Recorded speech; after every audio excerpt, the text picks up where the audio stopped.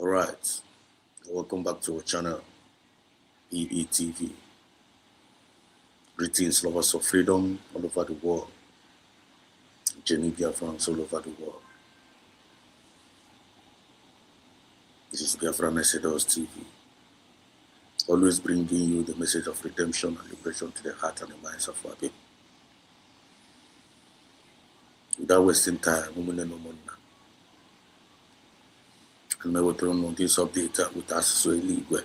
With us so illegal, can you never turn on this update? Some of you might have seen it when we come on the Afro-Bekwaya.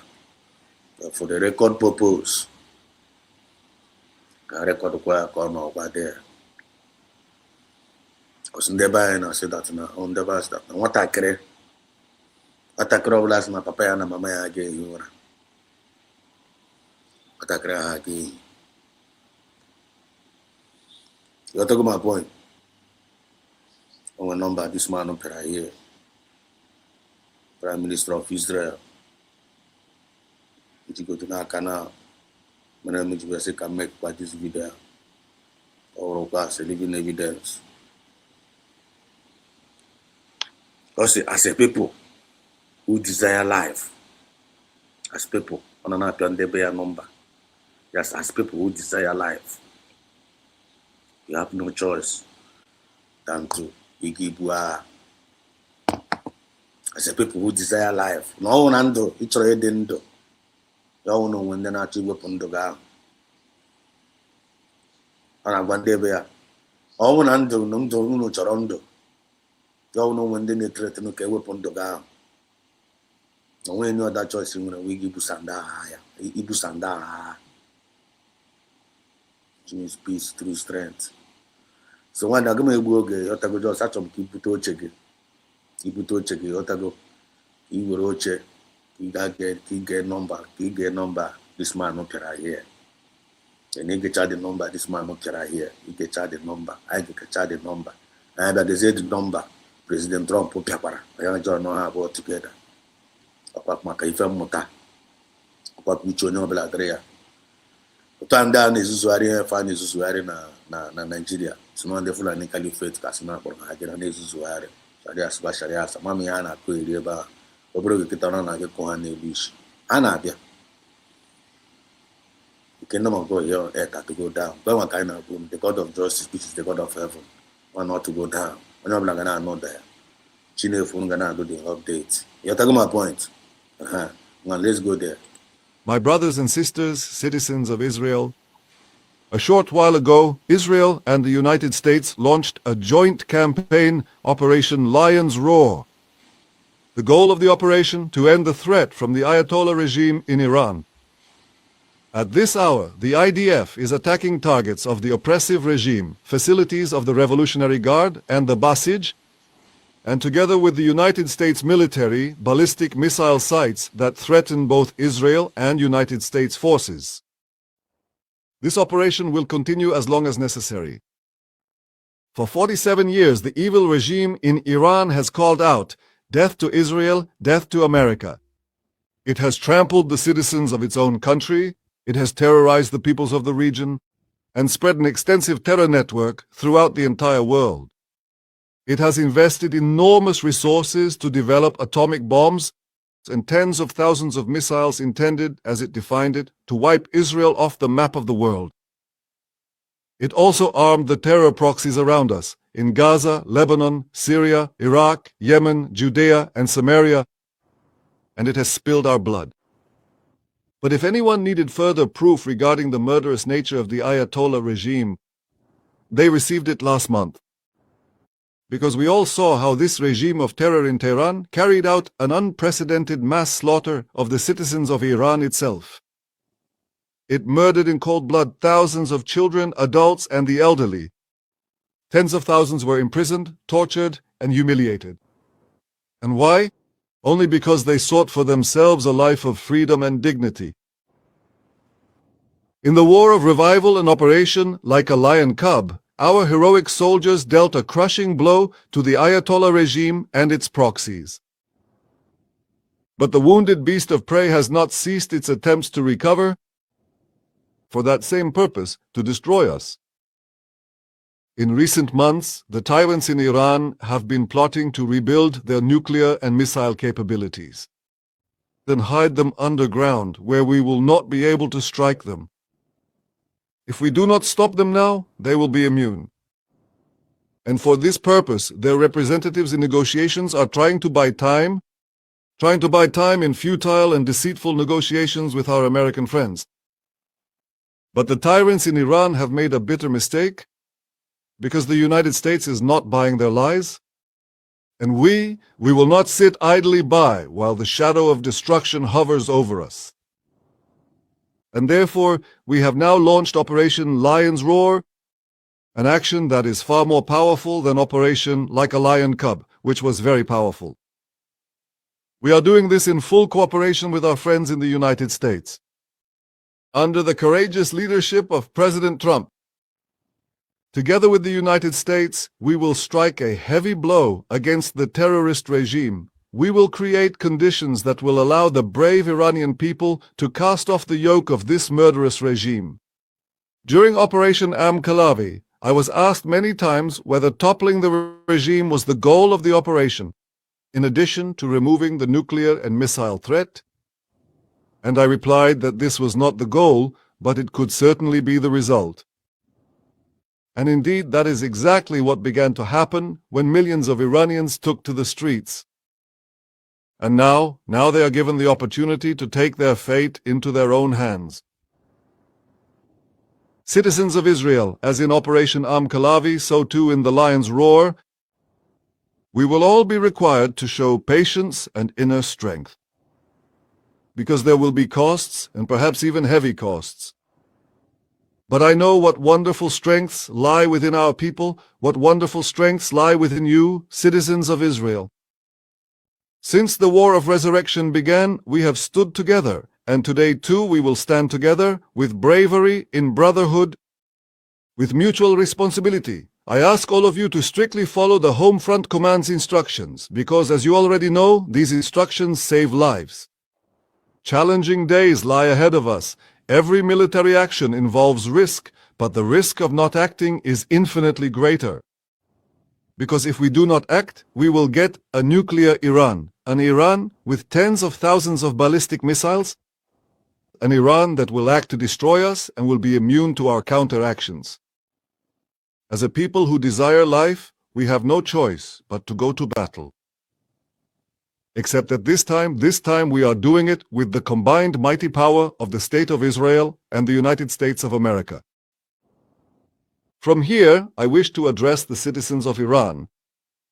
You, the citizens of Iran and the Iranian army, the Artesh, you are not our enemies, and we are not your enemies.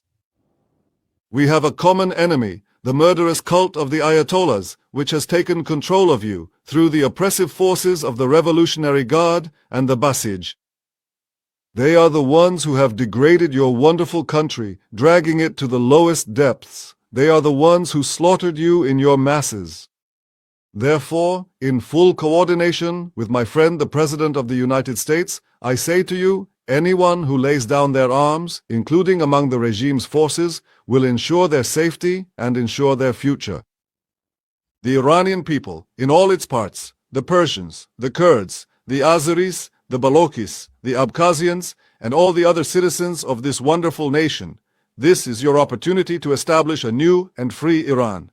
Take your fate into your hands. To establish a new and free Iran. Take your destiny into your own hands. Raise your heads. Look up toward the heavens. Our forces are there. Pilots of the free world. Everyone is coming to your aid. Help has arrived. And I believe that the day is not far off when Israel and a free Iran will join hands for the sake of security and peace, for the sake of progress and prosperity.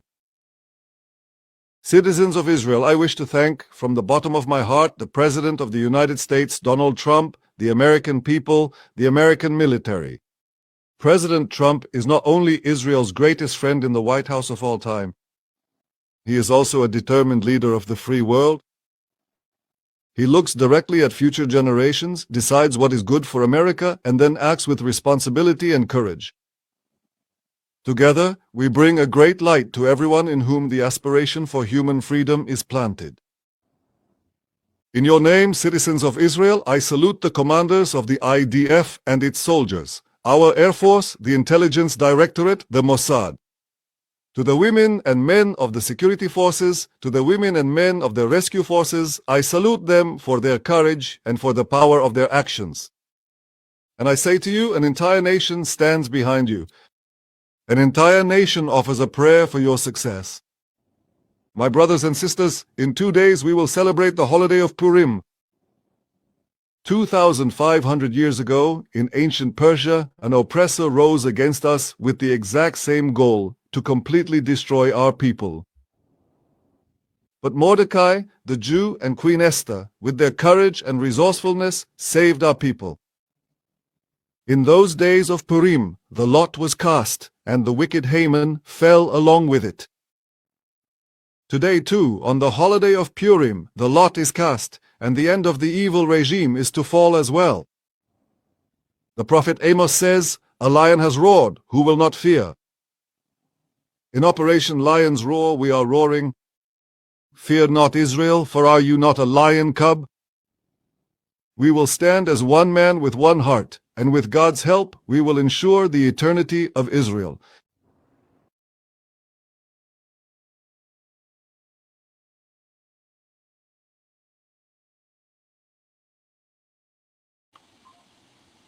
Kuna nugu ya. Everybody know ya kwa ya. Umu ife. Kuna ndefollow kwa up. Wana without wasting time na ka anyị gaa na ebe a na kuna watch is a number nke Trump. Achọ m ka onye ọbụla na-connect na dot onye ọbụla na-connect kwa na dot. Onye ọbụla na-connect dot. A na-asị gị na Jehova were gị ọnọdụ ndị mmadụ a na-aghọta. Geenụ ntị. One state sponsor of terror and just recently killed tens of thousands of its own citizens on the street as they protested. It has always been the policy of the United States, in particular, my administration, that this terrorist regime can never have. Chereno,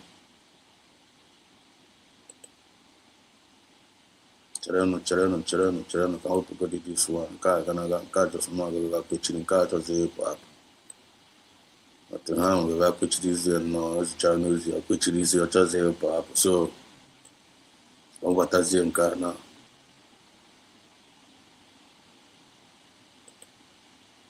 Tazio Mama Rabatana.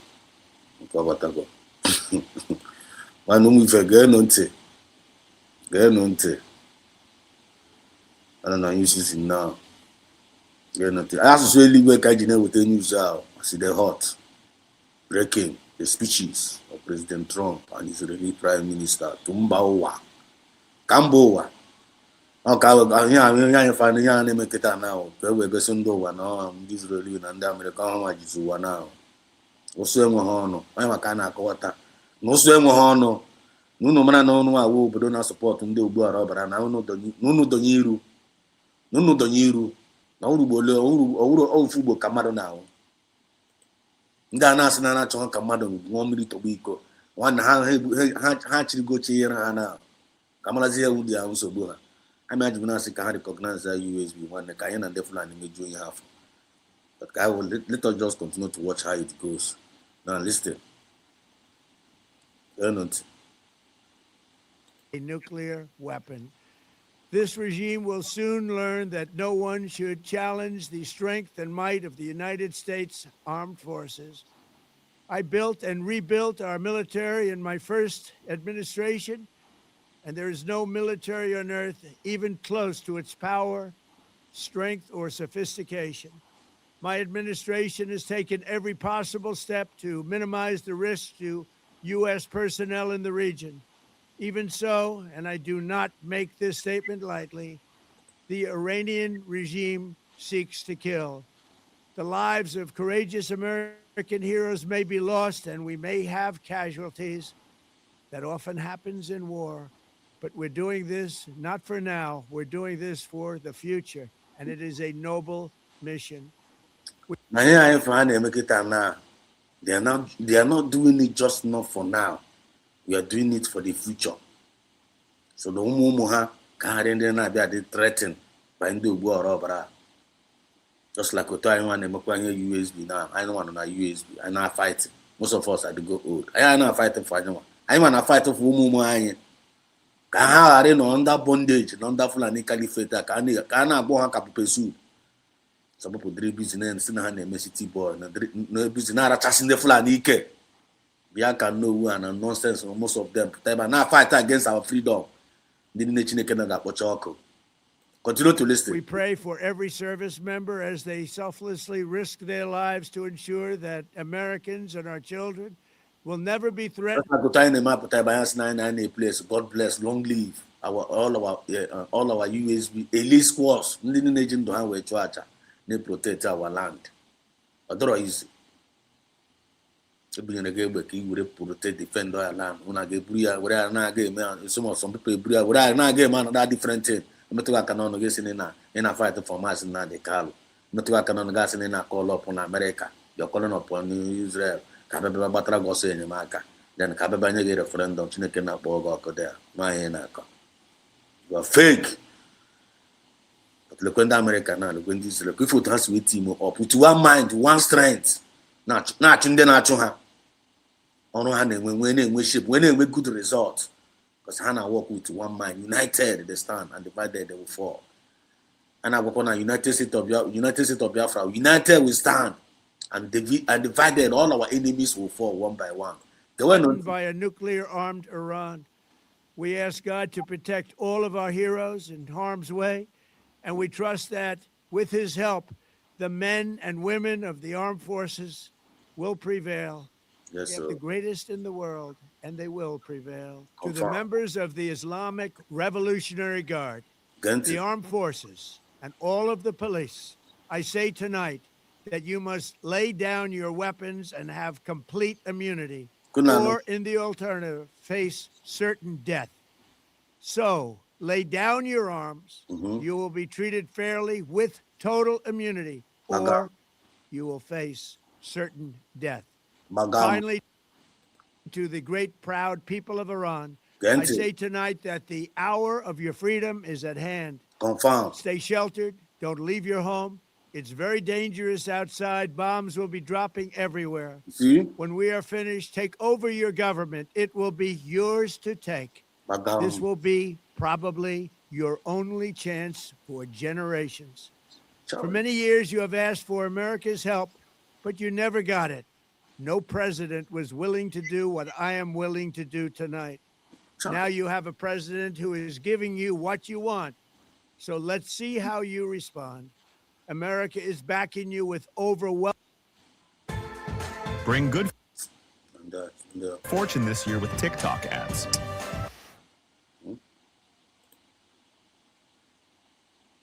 Unleash the prosperous and glorious future that is close within your reach. This is the moment for action. Do Confirm. not let it pass. Charge. May God bless the brave men and women of America's armed forces. May God bless the United States of America. May God bless you all. Charge. Chineke nna ya. Chineke nna ya. Nwanne, onye ọbụla nwetara dis news ebe ọbụla ị nọ, just ị ga na-asụ Chineke na ya go. N'olu be anyị o, asụsụ eluigwe. Chineke na ya goziere anyị Trump, ya goziere anyị Prime Minister ndị Israel.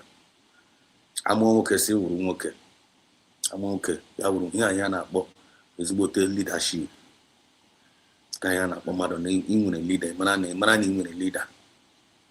Ndị a wụrụ puppet, ndị a wụ mee, ndị na-achọ ka their people ha ka ahụ dị ha mma, ndị bere isi bụ their own people, ọhụrụ ndị bere igbu their people egbu. Asị mgbe ọbụla ezi omume na-achị na ndị mmadụ na-enwere aṅụrị. Ifugo otu Chineke na-esi wee tọọ n'ụwa ara ahụ, kọsị ndị ogbu ọrụ ọbara chịrị iwere ụwa. Chineke na-asị mba, were ndị agha ụlọ. Ifugo dị reason why ha ji na-achụgharị Trump, achọghị ka ọ wee gbagodi ya, kọsị ama na ọ na-aga ịrụ ezigbo ọrụ. Ndị Arab n'elu ego, agwaghị ego ole ndị Arab luru n'elu, ndị ogbu ọrụ ọbara n'elu Obama ha, n'elu ndị Demokrat. Onweghị n'elu ma chinko n'elu, onye kwukwara ka onye agbagodi ya. Otu efe ha n'elu na onye kwukwara ka Biafra abịa.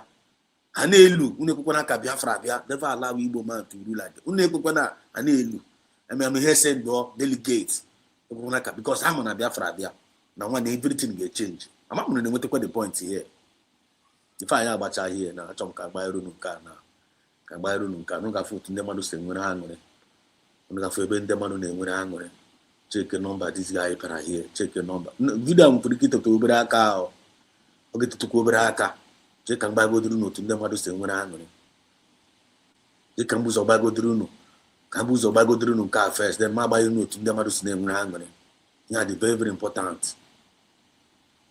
ọ dị very very important nwa ma sista chere achọ nke agbara n'otu ndị mmadụ si enwere aṅụrị ihe na-eme very very soon otu a ka Biafra land ga-esi na-enwere aṅụrị ya oruwago awọ ncha si n'ebe a pụọ na ahụ chere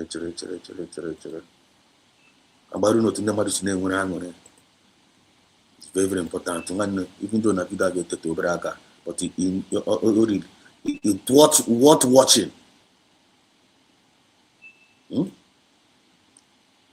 It's worth watching. That go to data. Information is power. This is BETV. We always bring you the message of redemption and depression to the heart and the minds of our people. Then no to never do name when I'm going to watch a good number. I want to take it here. You know, when you're around. Let's go. Where I was brainwashed to say death to America. The same country, how ironic, the same country that I wish death saved my life 3 times and now help my people in Iran. They are celebrating. No. Everything said you were more. So this man and a boy are never able today. On one pay. And we put no why. Actually, open double and actually open double and why. And we put a weapon. Or the phone no plan at talking again for. Look at my tongue and the madam 1 minute of Biko. Jidendo, seize your way. Every day I could mass, I tell you to Sama and Hagwara, Kamu, Israel, Kamu, America. Or so see a canaro. Away was Hana, every day I sang the work, Kamu, Israel, go in the day I become. Look at this year, not the same people are saying Kamu, no one's around there. Celebrating out of joy. This morning I woke up, I'm like, for the first time. I woke up. Always, every morning we wake up when we hear Allahu Akbar, 1 person get killed, executed in Iran. But this morning was the morning of Nigeria. Madagascar na ine kwere chukwu na akwotucha ya ife a na-ekwotu akpọpụ mmadụ isi na nwanne ka odi ihe dị ya biko ndị ahụ Israel lekọtara ihe a na ndị Amerịka asị na nwanne ihe orugo mgbe a ga-akwụsị nọnsensị a ezigbo iwe na-ewu m ebe a ọnwụ na chukwu na ndị a ga-enwe nwanne anyị na ndị a ga-emeji ihe afọ ndị a dị mma ịnọ n'ụwa otu ife asị na-ewepụ ha nkụ nwanne ọnwụ na a na-anwụ anwụ sị nwụọ ka a nwụọ ka ihe a na-akọdo ihe a dị sef kefiri ihe nwatakịrị ha na-ekwu of millions of Iranians seeing justice. Ali Khamenei is dead, is gone. And this is called justice. And this is what should have been done years ago by the United States of America. Thank you, President Trump, for actually taking decisive action. This is how a true leadership look like. And I know that. Like people like Zoran Mamdani, people like Ilhan Omar, they hate President Trump and they shifted their hate from President Trump to the people of Iran. They're simply... Good for ya. Guys, when they pop, what a crack I got to know about this position. Can't back Paru now. You got to do the money when it's young money. Well, let's even check what you can feel the money when I'm in America. The money goody name when I'm going to celebrate. They are here. God ko una S. Ika fe bende mari ne ngwana ngare. Ka kange juwe chokota ya na.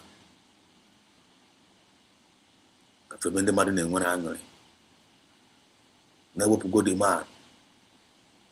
Bochaga wopu nde Fulani Caliphate. Ika fuko tunde mari gesi ne ngwana ngare. Manda Hausa mandi Igbo. Mande Fulefu. Afonja Fulani. The coward everywhere. Dojo. Tren ka wopu tania. Jangan kau bertanya, mungkin kata buanam, mungkin dia mau terus beraka atau buanam. I go take data. When you know data, I go take data.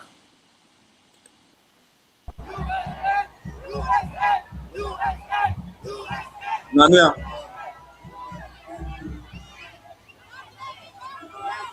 Ina fe bane mari na ngura ngene.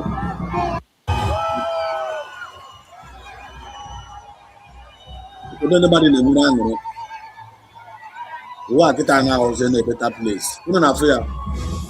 The God of heaven, the God of justice at one down. Since the USB to down, kwa ko ife na eme. Una na connect kwa dot here umunne no no.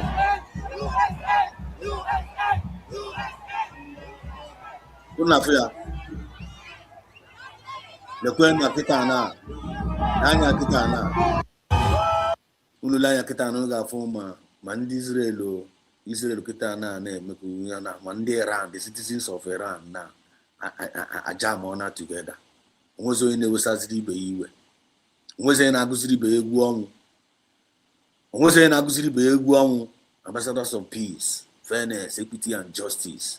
Since the USB were torn down with these 4 cardinal points.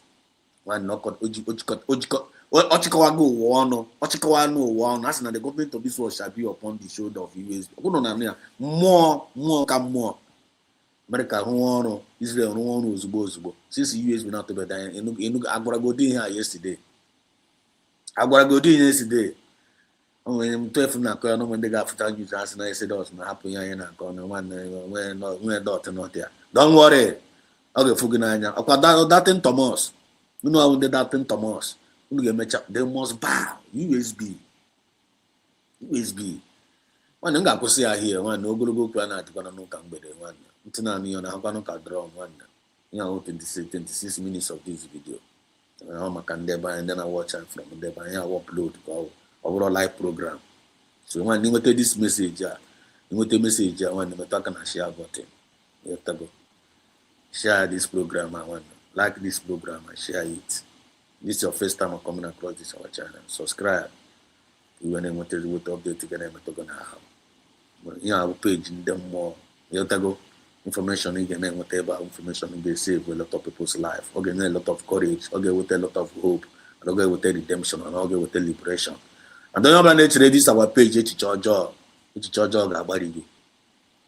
Ọ ga-agbari gị because anyị na-azọ ndụ ebe anyị na-egbu ọzụzọ ndụ ka anyị na-azọ. The devil came that he will kill, to steal, and to destroy. But one came mad of that always save your life and give you life more abundantly. Only I know chili. We're gonna get no chili. United States of Biafra, one or kingdom of God here on earth. Only for no chili and no chili where. Mami Otago. So they won't much go. I love you all. May God bless us all. Day one.